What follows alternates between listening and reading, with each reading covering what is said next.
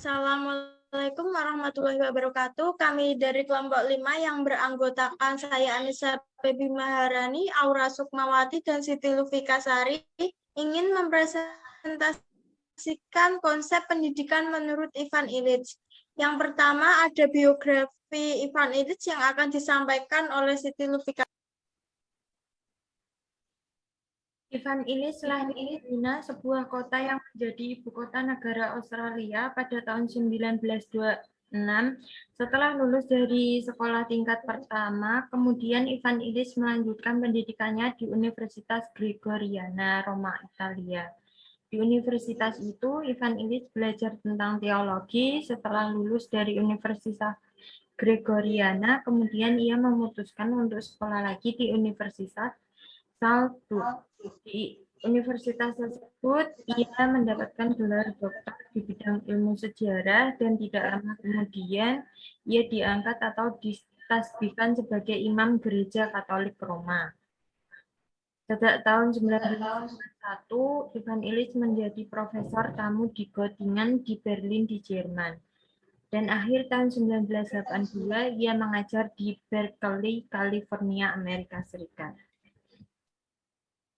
Tokoh yang mempengaruhi pemikiran Ivan Illich ada 3. Yang pertama, Arnold Joseph Toynbee. Arnold Joseph Toynbee lahir pada 14 April 1889 di London. Toynbee adalah anak dari Henry Falvey Toynbee, seorang pengimporter yang beralih menjadi pekerja sosial, dan Sarah Edith Marshall, sarjana ofisial di bidang sejarah dari Universitas Cambridge. Semasa kecil, Toynbee dididik oleh ibunya dan seorang guru privat perempuan. Kemudian dia meneruskan ke Wharton Court di Kent dan Winchester College. Dia cemerlang dalam studinya dan mendapatkan beasiswa untuk disiplin sastra Yunani dan juga Romawi. Ketika menggelar sastra Yunani dan Romawi kuno, Toynbee berambisi menjadi sejarawan besar. Arnold menilai bahwa peradaban besar berada dalam siklus kelahiran, pertumbuhan, keruntuhan, dan kematian. Kemudian akan melahirkan peradaban baru, dan begitu seterusnya. Teori ini pada dasarnya menyatakan bahwa perubahan terjadi secara bertahap, namun setelah sampai pada tahap yang terakhir yang sempurna, akan kembali lagi pada tahap awal untuk melakukan perubahan. Yang kedua, tokohnya yaitu ada Jacques Maritain. Jacques Maritain adalah seorang filsuf atau teolog Katolik yang berkarya di Paris, Toronto, dan New York.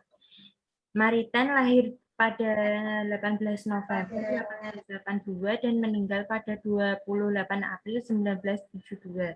Pertama-tama dia adalah penganut Kristen Protestan, selanjutnya dia menjadi Katolik. Dia menulis hampir 60 judul buku tentang teologi, filsafat, seni, pemerintahan, dan lain sebagainya.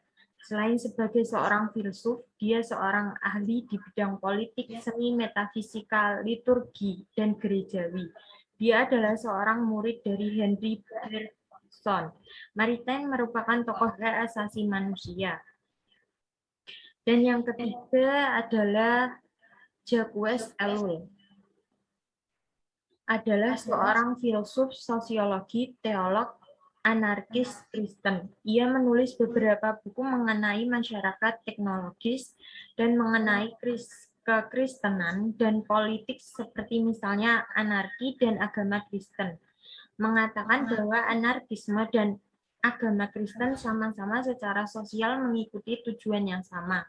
Salah satu filsuf yang paling banyak berpikir tentang mendekati teknologi dari satu titik pandang yang deterministik dan sebagian bahkan mengatakan fatalistik, itu adalah tokoh filsuf dunia.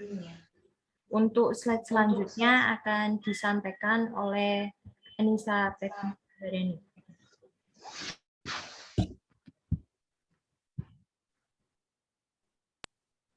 Baik, untuk materi selanjutnya ada definisi pendidikan menurut Ivan Illich. Illich mengartikan pendidikan sebagai pengalaman belajar seseorang sepanjang hayatnya. Illich juga menyadari bahwa setiap orang untuk belajar dipersempit oleh kewajiban sekolah. Menurutnya, sekolah mengelompokkan orang dari segi umur, anak hadir di sekolah, anak belajar di sekolah, anak hanya bisa diajar di sekolah. Kewajiban untuk pergi ke sekolah mau tidak mau membagi masyarakat menjadi kutub yang saling bertentangan. Sekolah juga menentukan peringkat atau kasta internasional. Semua negara diurutkan berdasarkan kasta, di mana posisi masing-masing negara dalam pendidikan ditentukan oleh rata-rata jumlah orang yang bersekolah. Tentu ini menyakitkan, menurut Illich 1982. Sekolah-sekolah yang diselenggarakan pada masanya dikatakan telah membentuk manusia untuk masa depan, tetapi mereka tidak membawa orang ke masa depan sampai mereka mengembangkan toleransi yang tinggi terhadap cara hidup nenek moyang mereka. Sekolah memberikan pendidikan untuk kehidupan dan bukan pendidikan dalam kehidupan sehari-hari.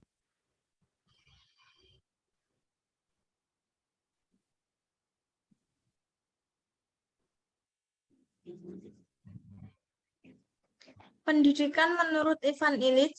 Menurut Ivan Illich, sistem pendidikan yang baik dan membebaskan harus mempunyai 3 tujuan, yaitu yang pertama, pendidikan harus memberi kesempatan kepada semua orang untuk bebas dan mudah memperoleh sumber belajar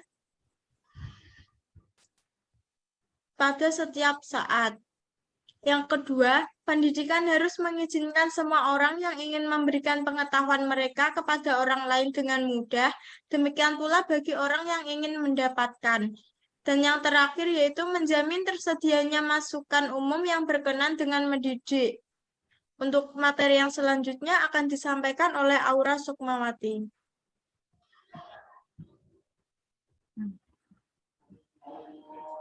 Baik, selanjutnya adalah pendekatan dalam pendidikan yang digunakan Ivan Illich sebagai jalan untuk mewujudkan potensi-potensi manusia yang telah dibebaskan sebagai pemikir humanis dan religius.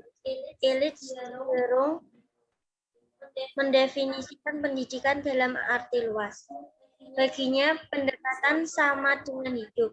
Menurut Illich, wajib sekolah menimbulkan polarisasi dalam masyarakat. Menurut Illich, wajib sekolah menimbulkan polarisasi dalam masyarakat.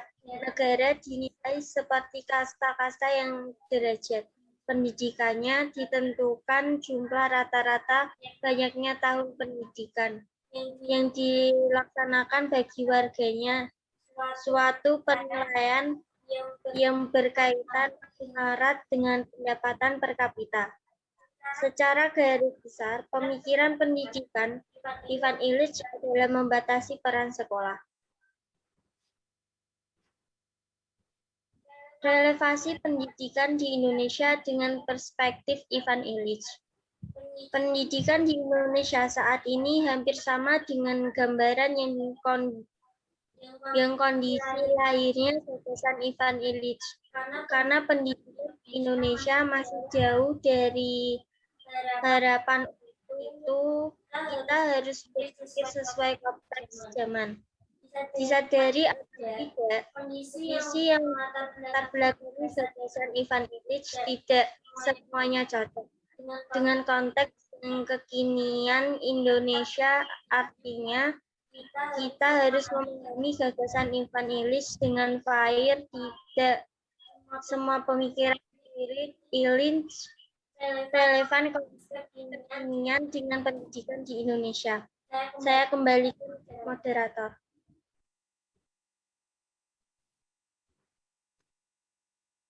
Sekian presentasi yang dapat kami sampaikan. Selebihnya kami minta maaf jika ada sekurang-kurangnya. Wassalamualaikum warahmatullahi wabarakatuh.